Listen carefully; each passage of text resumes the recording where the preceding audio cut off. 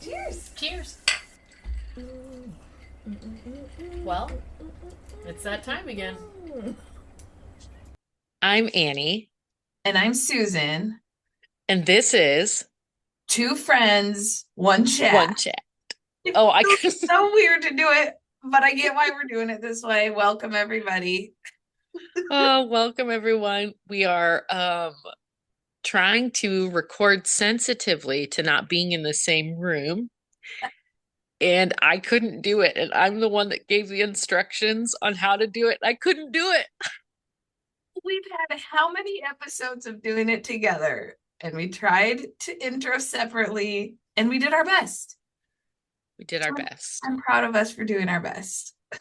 We did our best. Way to go, team. We'll try better next time.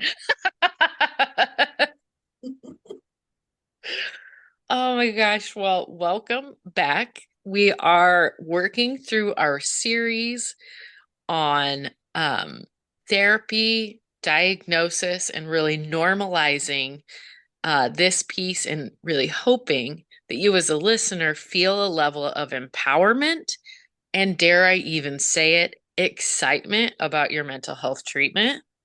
We're just getting like legit clinical this season. Like, Mm. just really diving in there, but hopefully, like you said, like normalizing this for everyone, making this fun and exciting to think about and work with and deal with mental health. So I love it. I love it. I love it. I love it so much. Oh, well, Susan, how are you? I'm doing all right. Trying to like calm it back down after an exciting morning of living that country life. Living that country life. You should tell your story. Maybe we should specify with a bit of a trigger warning for Yeah. if you live in the city and you're not accustomed to this sort of thing. This can happen when you live not in the city. Yeah, trigger warning for those living in the city and those who love animals. Yeah. We're a little bit country living, which means wild animals interact often. And we don't own rabbits, but there are wild rabbits through our property. There have been for the 2 years we've been here. And the dog finally caught one this morning. So Oh boy. it could have been worse. I'm just very hopeful that the trauma of this morning means that rabbit's okay somewhere because it did run off. I did get the dog to let go. So, and I don't see any trails of any ickiness, but yes, Emmy finally caught one this morning. Oh boy. So it's a little bit traumatizing, but we're okay. I already researched the grounds. I don't see it anywhere. So hopefully it's resting its little heart. That's probably going a million miles a minute, but turns out rabbits have little screams. I think that's the part that kills me. I'm so sorry. That will haunt me in my dreams for a while. But also I understand that like nature is nature and I didn't do anything wrong. I did all the steps I could. I keep the gate closed. Like I do everything I can in that dog area to dissuade them from coming in. Yeah. So we'll be okay. I'll put new things in place and we'll figure it out. But that was my morning, so I'm still a little Jostled, I'm sure. That adrenaline's still running a little hard this morning. So that's real. That is the wild animal noises of distress are not something you can just like unhear. You know what I mean? Like it's like yeah. Especially if that's not been something normalized for you. It wasn't normalized for me either. I did not grow up on any level accustomed to wild living. So yeah, that's real. And I'm sure if like Jeremy had been out there, it would have been like, nature's nature. It's not a big deal. And I love that about some people that like Yeah. they can process that sort of information differently. And, to each their own. I'm not mad at myself. I'm still a little mad at Emmy. She did not get a treat when we came in. Oh. We'll have a talk later. Me and Emmy will sit down and have a talk later. Oh my gosh, I love it. It's like teaching impulse control to a teenager. Good luck.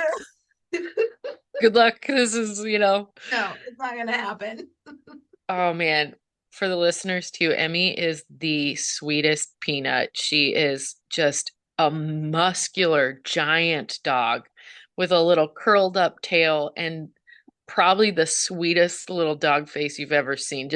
Oh my word. And she is a sweet dog. Like she's kind of one of those like kind of big, dumb, happy dogs. Yes. And before our neighbors fenced in their big acreage and put cows in, like we didn't let her, but she would sometimes slip her leash and run off, and she just frolic through the field, and she's just so happy.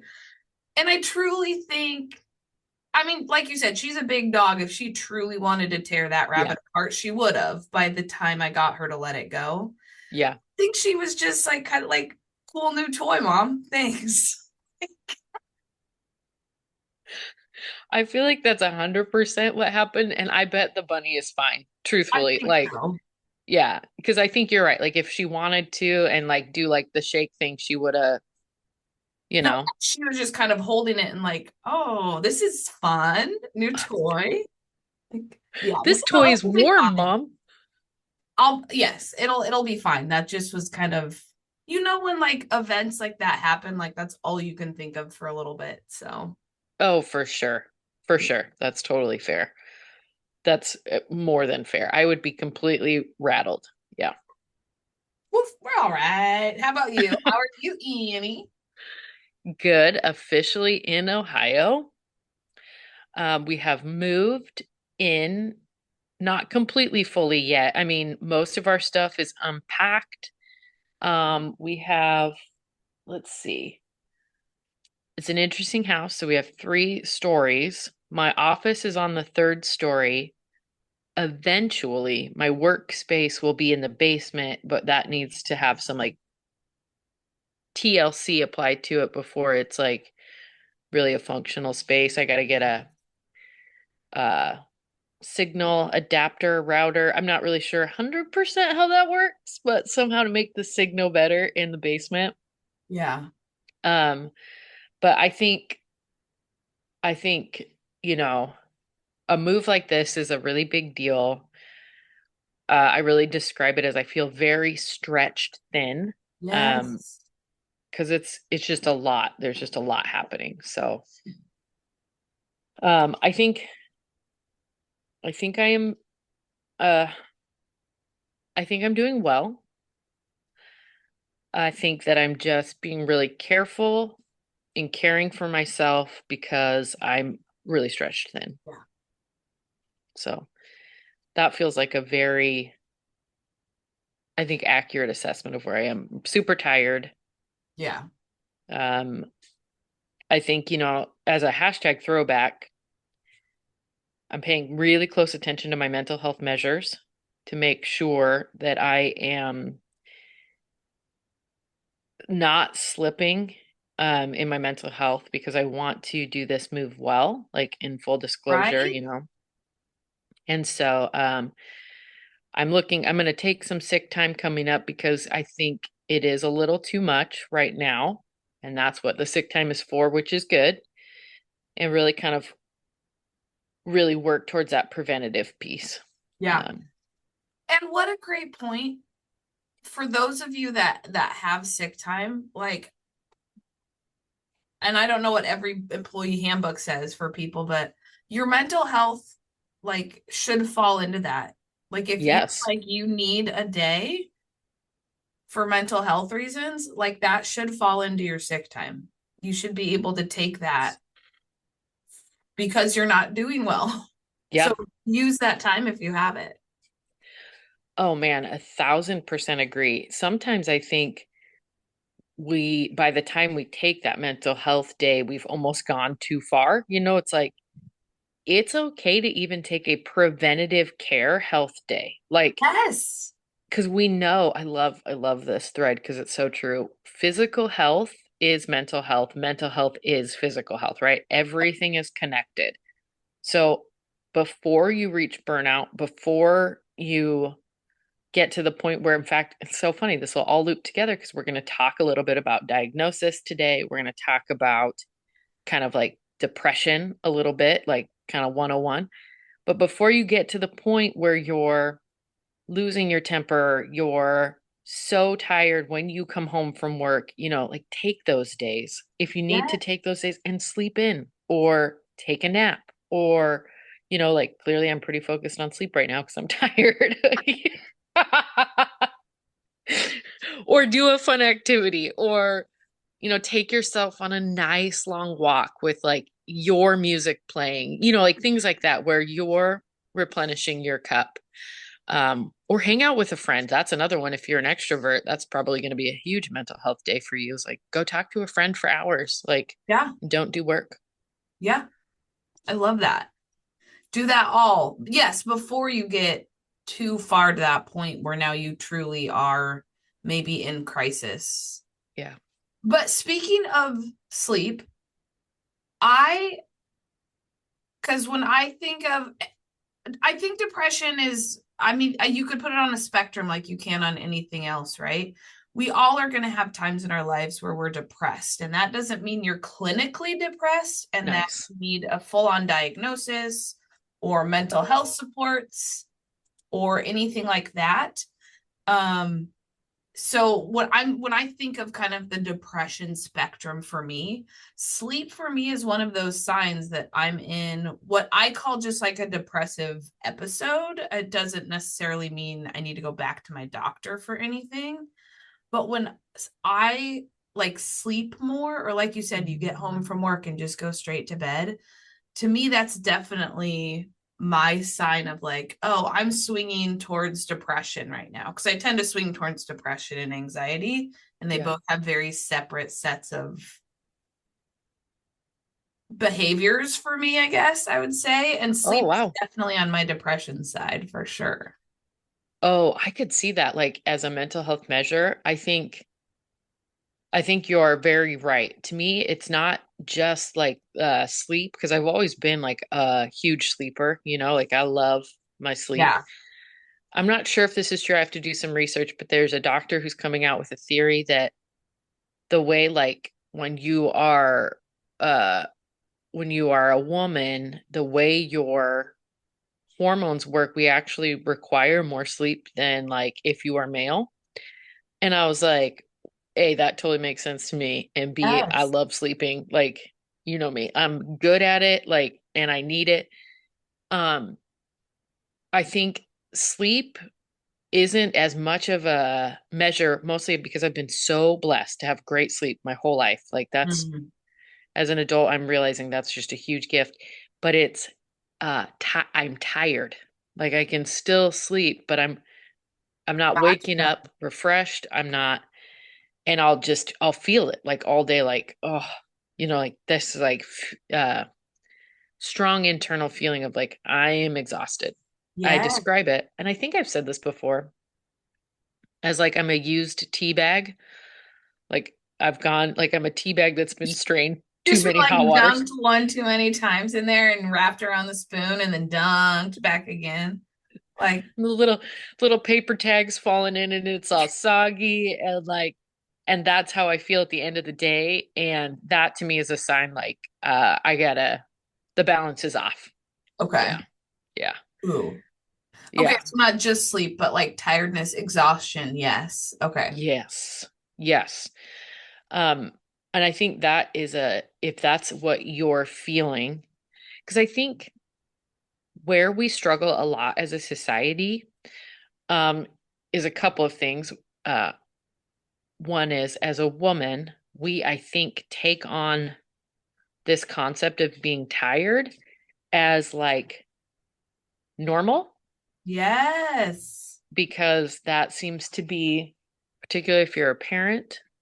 Oh my gosh, if you're a working parent, oh Lord, if you're a single working parent, like, you know what I mean? Like that this is some kind of concept of almost like part of your identity or it's normal. Yes. Yes. And it doesn't, I mean, it will be. I want to honor that. Like, parents don't really get breaks. That's not really something you can just take a break on, but use your time at work if you are fortunate enough to have it to take those mental health days Hmm. to lessen the effect of that tiredness. Like, Right. I would love to promote that as more of a standard normal for females and males. But I'm speaking really as like as I identify. So from my heart, like Yeah. um just that desire to want to normalize, like you don't have to feel this high level of exhaustion all the time. Yeah. And Yeah. do you, so, because when I think of depression and I think of like the diagnosis and the criteria, there's that piece of like loss of interest in things. Do Mm. you feel like tiredness, like to me, those go hand in hand? Like Mm. I have a loss of interest of going out to do this thing because I'm exhausted. And Totally. like that, like just coming home and sitting on the couch sounds like a better option than going and doing this thing because it would take so much more energy. So to me, those go hand in hand. I'm not sure I love that. your thoughts. Well, my first thought is I think you've really identified kind of the culture shift I'd love for us to make or promote for people is like if that is your normal, like you're coming home, you're just too exhausted to do anything that you enjoy. And you're like, well, of course I'm exhausted. I did A, B, C, I did all these things throughout the day. Like, so you're kind of rationalizing, well, of course I'm tired. That's just because I'm doing all these things. Maybe I would encourage you to possibly talk to a mental health professional because you may be over normalizing. So like you might be saying like, Mhm. you know what I mean? Like, no, I don't have any energy for hobbies, but it's because I took care of all this stuff. I worked so hard. I've done all these things. And eventually that'll change, so it'll be okay and I'll get back into hobbies. You know what I mean? Like, so you're making these, meanwhile, your mental health is declining, declining, declining. And especially women, I think we over normalize that. Like we over Yes. normalize that decline. And then all of a sudden, like, because here's the thing about hobbies and interests and those social circles we talk about, that takes time and investment. Those, you don't just like magically get those, right? Yes. Which I'm learning Even painfully. they're wonderful and things you love, but yes, they take that time and investment to do. 100. Yes, Yeah. yes. Time investment, financial investment, all of the investments to like grow those things. Um, so I think, yeah, I would encourage people if you're kind of the person that's like been too tired at the end of the day, even if you have all these valid reasons, let's think about putting a professional into our routine and starting Oh, therapy and seeing maybe getting some reflective listening on how you could build some balance back into your life. It won't yes. happen immediate, right? Like, but I think especially as we look at causes of depression, because this is not going to cure every bit of depression, but balance in your social circles are a huge protective factor from like a depression spiral. So like Mhm. if you're prone biologically to being depressed, you just that's a piece you have to address, right? Like that's Yeah. not social circles alone aren't going to fix that, but they are a huge protective factor. Yes. Yeah. Yes, I totally agree. Um, so I think, yeah, so I think for me and most people for depression, there's that tired Yeah. piece. Exhaustion is a good way to put it, that kind of, which I think ties into that loss of interest of things that Yeah. I think you're right. take pleasure in. Sleep disturbance, we talked about that. If Yeah. sleep's not good or you need too much or not, I mean, Yeah. sleep is just so important. And I'm so glad you're so good at it, and I suck at it so much. I'm so sorry. Sometimes I feel like I'm just bragging when I'm like, I'm just like so good at it. Because, like, Really I good. didn't do anything about that. That is like a pure biological gift, right? Like, that is one of the ways God kissed my genetics on the way out. Like, there's just, like, you can't practice your way into beautiful sleep. I guess you can. I mean, I'm sure doctors will say there's actually tips too, but I don't follow any of those. And I still just, Yeah. um, I think another one, and this is one that I am learning about myself, like one of those, like it's an indicator, Okay. is an emotional outburst. So if you and this is the one I want to talk about kind of the most because I think as women, we can have complete and total emotional outbursts in our head. Like, Oh, without ever coming all the way out? Oh, yes. 100%. And I think it's why women struggle the most, like with depression and anxiety, because we we don't let those indicators come out, but they're still happening. So like if you know what I mean? Like, because well, here we'll go. This is we talk about this a lot on the podcast, but medical science, even mental health science, primarily studies dudes. So you kind of have to read through um even like the DSM through the lens of like this was not done with a study of female hormones in mind, of like our cycles, of our different literal biology. Like we're Yes. getting better though. We're getting better. I'm We're excited trying. for what the system's going to find. We're trying. Yeah, we'll get us there. But I think so, emotional outbursts, if you're having those, I think the frequency for like MDD is like 3 outbursts a week, or something like that. And then there's like a bunch of frequency criteria. But I was like really reading that, reflecting, and I was like, I have those, but like in my mind, Right. yeah, like I can just keep a lid on it.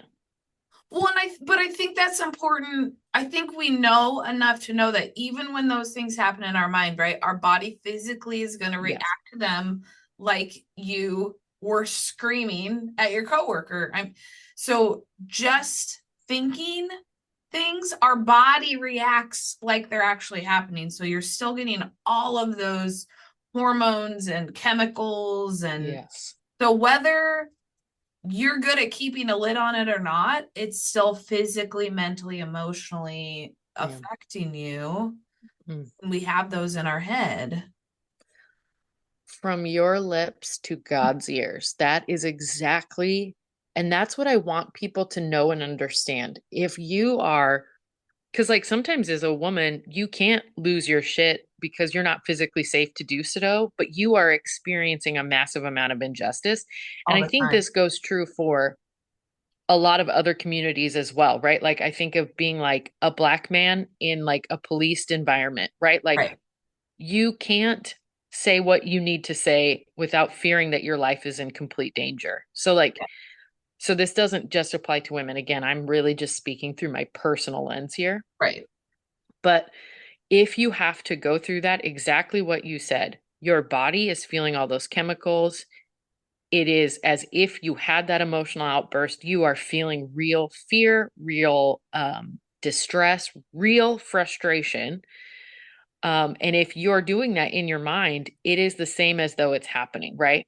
Yeah. Some diagnostics may like push back on that and say, well, but that's not really affecting your everyday interaction because you didn't do it out loud. But I would really challenge that and say it Yes. is because you're just what you said, your body's feeling it.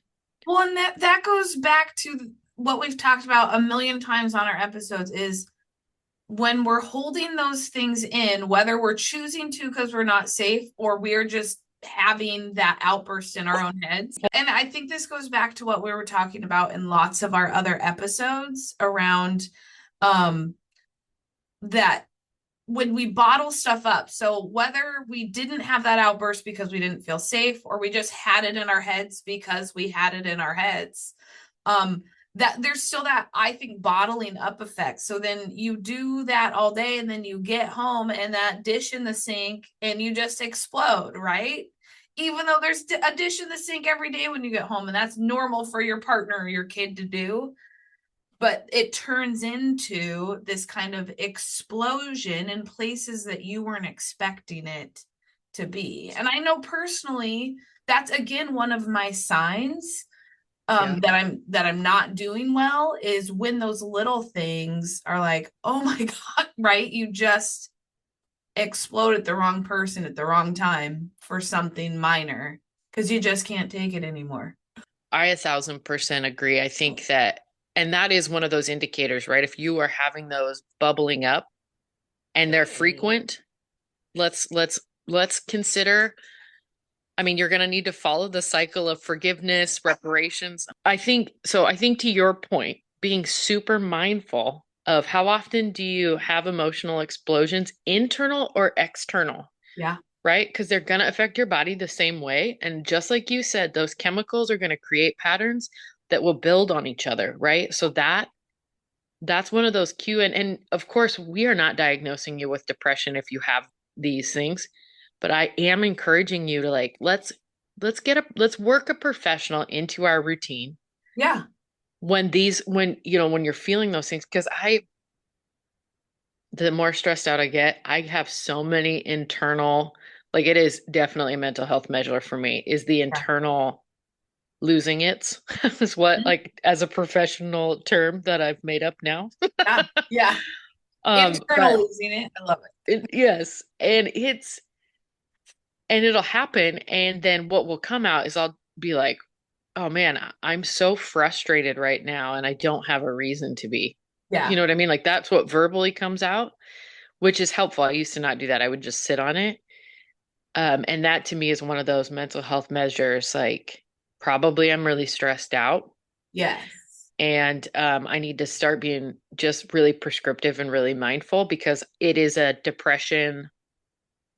It's definitely one of those things like a leading thing if I don't take care of it. Yeah. Okay. Yeah. Yeah.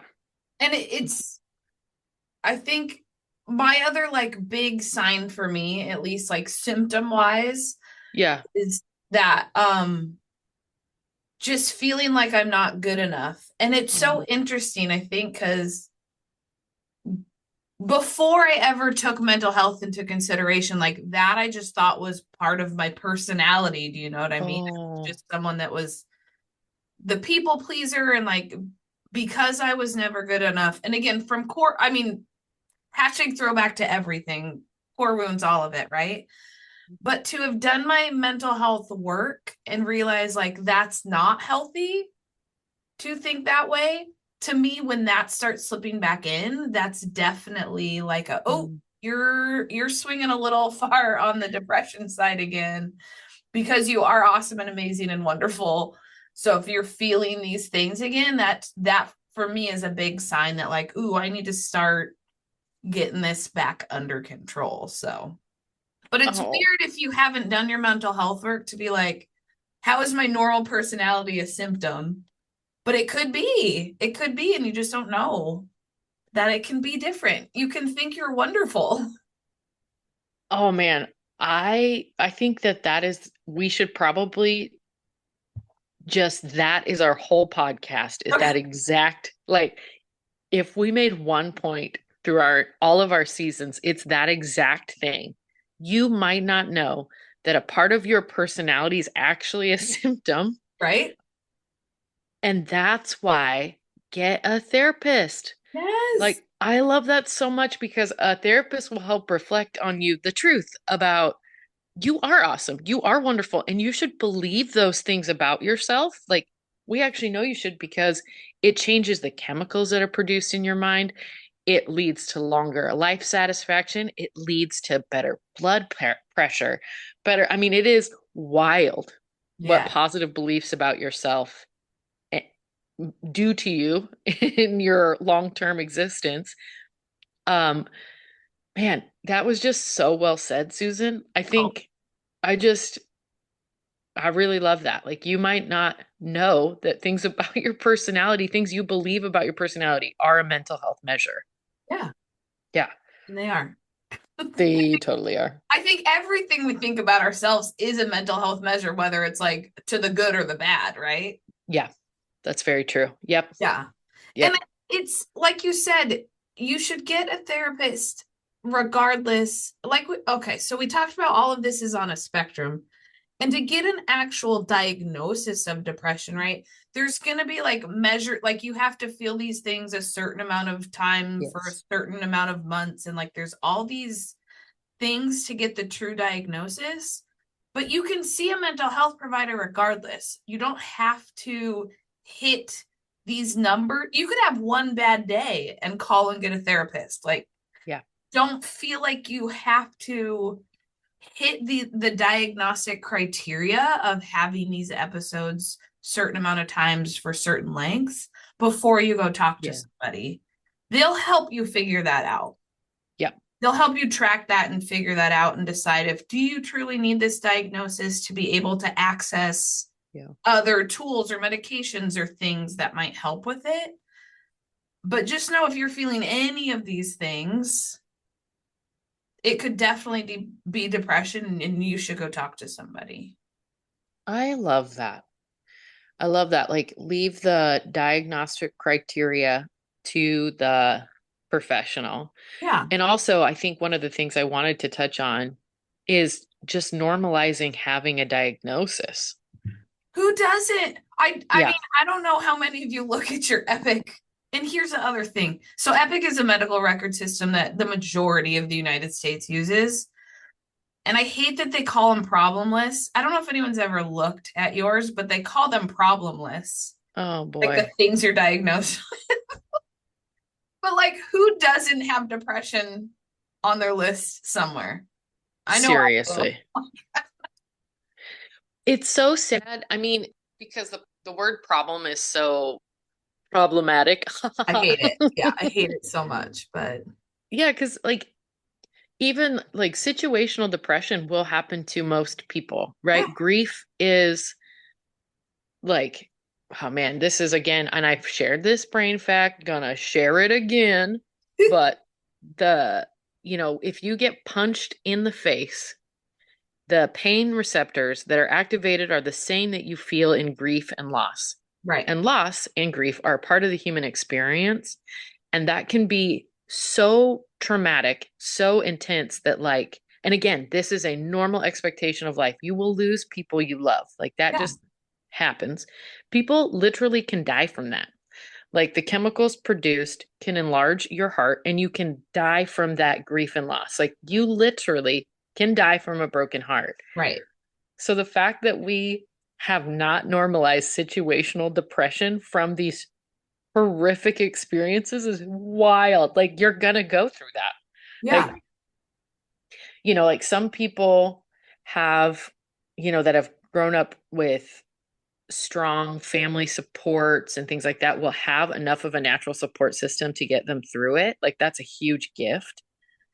But like for a lot of people, especially the way our society's structured, we do not have those social circles No. enriched enough to like, and or maybe are just again naturally prone to the chemical imbalance. So those things are going to hit us so much harder. So the fact that we call it a problem and not like a normal life circumstance Right? someone's going to go through during the course of their life is wild. Yes. Like this is normal. You are experiencing the normal human experience to go through bouts of depression. It's normal to need assistance. It's Yes. normal, like yeah, I wish I heard a stand-up comedian the other day and she made me laugh so hard because she was like, guys, what did she say? She's like, I have a mental health disorder. And she's like, I'm so glad we've all gotten over the stigma of mental health. And then of course everyone laughs really hard because like we haven't as a society. No. We are just No. stigma, stigma, stigma. It was a very funny joke. I was like, I love that. I love that so much. Um, Yeah, but if you do end up or already have, any of these diagnoses on your problem list, like yeah. know that it's not that it's normal. Like you said, it is totally normal. It's not like a black mark on your record. It's not it shouldn't be a problem list on the problem Yeah. list at all, like you said, but that's the system being the system, and we'll work on that separately. Yeah. Personally, I want people to know that if you're experiencing symptoms, whether you've been diagnosed with this or not, all of this on one level is normal. It's not normal and we don't want you to take care of it, but it's Yeah, normal to experience these things that's and right. we want you to take care of it. I love that. It's normal and we want you to take care of it. Like we want you to take care of you, to take care of your feelings, to use the professionals that want to support you because they will help you build just a rich life experience. And of course, throw back to the first couple episodes of this, normalizing that finding that right match sucks. Yeah. I don't know how else to say it. So again, we pre-apologize for what you will experience in the medical system, for what you will experience. Like, hopefully, you'll have a great match with your therapist, but it It could not be. happens. It Yeah. does happen. It really does. hmm So hmm hope for that, but prepare for not that. I love that. In college, for the first time, I heard someone say, hope for the best, prepare for the worst. Yep. And I was like, I actually love that. Um, a lot. So yes, we are hoping the best for you and we're helping you be prepared for when it gets shitty. Yeah. Which it will, because again, that's normal. Yeah. Mental, even those of us through, having done all this mental health work, and you can be perfect at this and life is still going to be shit sometimes. So Yeah. don't go into your mental health journey with the expectation that you do all this work and then life is magically perfect forever. Like that's Yeah. not how this works. Mental health is about, like we talk about, it's about getting all those tools so that things are good more often than they're not. And when Mhm. they're not, you have the tools to adjust quicker and to process quicker and to not sit in depression and anxiety and all these other things as long as you have been. Yeah. It's not like a fix it tool. It's a lifestyle. Isn't that what they say? Oh, I love that actually. I love that because like that's totally a play off of horrible toxic diet culture, you Right, know? exactly. I love that so much. That was well played. You've had some zingers this Ooh, this look at me episode. go. Look at Yeah. me go. That's what adrenaline will do to you in the morning. Really gets the brain going. Then I'm gonna go crash. I'm gonna go cry and crash. It's just like that's just so true. Like it's the energy like, that comes from a wild morning experience. I'm No, so sorry. yeah, no, and I honestly, and I say that and I laugh, but I truly will. When we are done Yeah. recording, I will go back Yeah. downstairs. I will find a place where no one is because everyone's home right now. I will cry and then I will probably go to sleep for a little bit. But I know that's what I Yeah. need to like process through all these chemicals and Yeah. energy, and then I'll be okay. So I'm not mad about it. It just is going to be what's going to happen. Yeah, well said. I think that's a great point. Like, there is nothing wrong with crying it out after something traumatic. In fact, we know that's going to release good chemicals Good to help for you. you. Yep. Yes. Let Oh, it yeah. out. Nothing better than a good cry. Cry it Nothing. out. Right? Mm. Who doesn't love a good cry? Beats me If you because don't it's, love a good cry, then I'm glad you're listening to us because we need to get you to that spot where you're like, oh, yeah, that was such a good cry. Feels so oh, good. the feeling you feel afterwards is like straight euphoric. Like, Yes. oh, man. Oh, my God. I have to share this with you because it was the greatest thing I've ever seen. Speaking of like the concepts of really normalizing like the female experience, there's a sports show and it's about I think it's like an MMA sports show and there's like three or four guy hosts and then one girl host Okay. and they have one of those like cramp simulators. Yes. Oh my God. And they all try it. And of course they do the girl last, right? And so the dudes try it. And one guy just rips it off at like 13. He's like, fuck this. This is Nope, so won't do stupid, it. And then one guy's like, he's laughing so hard, but he's like, this is horrible. Like he's in total pain, but like Yeah. he's like, his body's like convulsing, right? He's standing, Yeah. and then they put it on her, and she's like, this is nothing. And then she's like, up, push it up. So she maxes it out at 30, which is the highest it goes, which is like pre-childbirth. Yeah. And the guy's like, I do not like this at all. This is crazy. The guy that like ripped it off right away. And she's like calm and cool. And she looks at him and she's like, look at me in my eyes. And she's just like chill as fuck. And I was I'm the like, captain now. totally. That's exactly the vibe. I was like, I love this so much. Like, Yeah. and so things like that I think are really exciting to the like helping people empathetically understand that like how badass women are. We're so badass. So fucking They badass. can't even handle cramp One guy simulators. just ripped it off, and that was the one when she was like, "Look me in my eyes." And of course, she's just gorgeous and like this like muscular goddess of like, oh, it just you And would to have think loved we it. feel that and like function for days feeling like that. It's not like we like handle it for a second and then move on, like literally for days. And For we'll still days, go to and we work treat and do people everything well, else we need to do. and we still manage to be kind to people. Do you know Mostly. what I mean? Like, yeah, I mean mostly. Um, yeah, I just thought I would share that with you. It was like it brought me so much joy. Yeah. Well, Hmm. it's true. Women are Hmm. badass. Hmm. And also I'm just gonna throw this out there. I think our listeners are badass Hell yeah. for like Hell the fact yeah. that whether you knew us or not and clicked on this and are still listening tells me like you care about your mental health and that Mm. is super badass, It is badass to care about your mental health. right? It is, I think, the most badass thing you can do for yourself and those around you is to care and work hard on your mental health. Yes. Bam.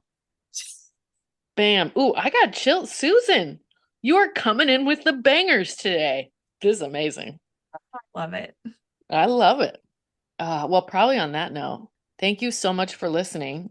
And I just hope you feel pumped up and you feel normalized and educated around some mental health measures of depression. I think next Yes. episode we'll do the same thing with anxiety because I think you and I Ooh. have a lot to like, because just like you, I fluctuate in the anxiety depression realm. I think I'm much more prone to the anxiety side. That's been, I Same. think, yep. It's been my starter, if you will. My starter pack of mental health. Oh, I love it. Oh boy. But yeah, yeah, we'll Well, dive into that next time. Anxiety and what that looks like and feels like, and hopefully normalize a little bit of that for everyone too. I love it. Yeah. Well, thank you for hanging out, and Yeah. we'll see you soon. Yes. Bye. Bye.